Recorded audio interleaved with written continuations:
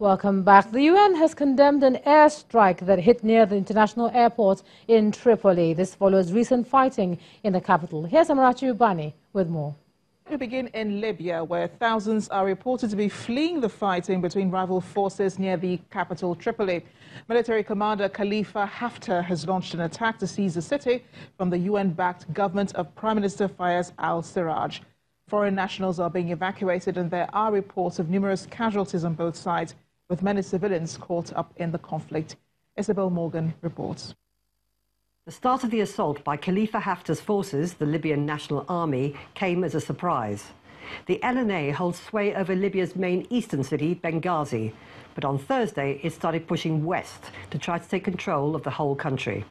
By the weekend, it claimed to have reached Tripoli's southern outskirts and to have captured the former international airport. Armed groups allied to the government were quickly deployed, and there are now strident calls for revenge as the city prepares for battle.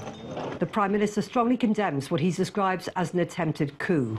And we are renewing the call for the international community that they should not equate the aggressor with those who defend themselves. And a spokesman for the Prime Minister's Government of National Accord was even more emphatic.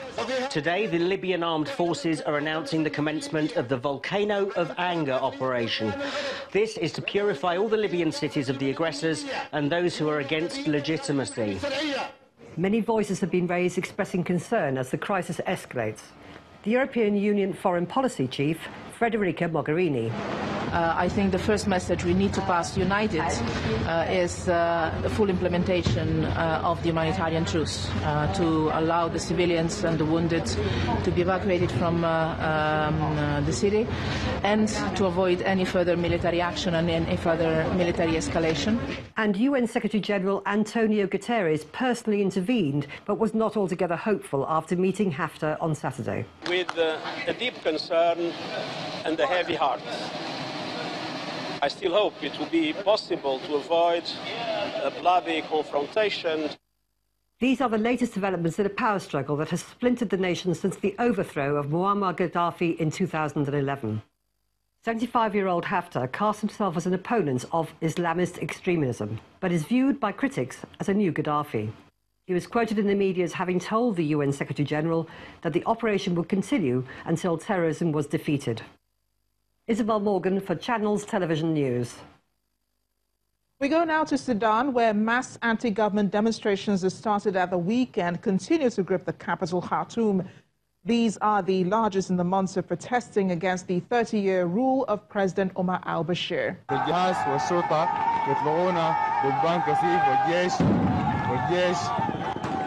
Thousands had gathered outside the Defense Ministry when the riot police moved in, firing tear gas to disperse the crowds. But just as the clashes threatened to escalate, the situation seemed to change. Video uploaded to social media appears to show Sudanese soldiers coming out of the compound in order to protect the demonstrators, firing warning shots in the air. As the security forces withdrew, men wearing military uniforms could be seen embracing the protesters.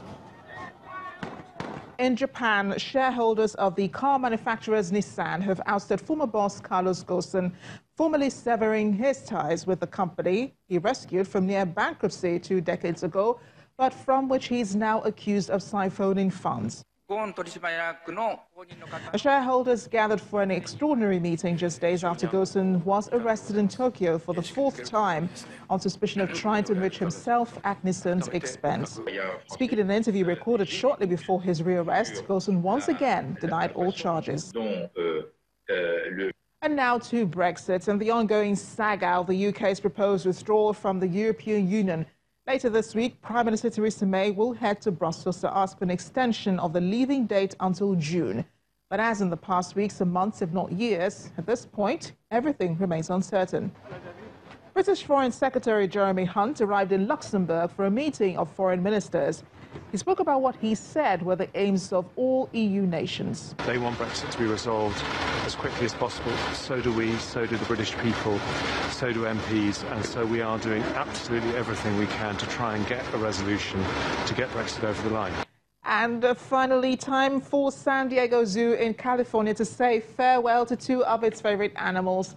27-year-old giant panda Bai Yan and his son, 6-year-old Zhao Liwu, whose name means little gift, are to return home to China this month. Since arriving in 1996, Bai Yan has become an iconic attraction at the zoo, which attracts more than 4 million visitors each year. And that's your international news around the world in 5. I am Amarachi Ubani. Thanks a lot, Amarachi. What a beautiful creature. Off to sports, and here's Olumide Macaulay.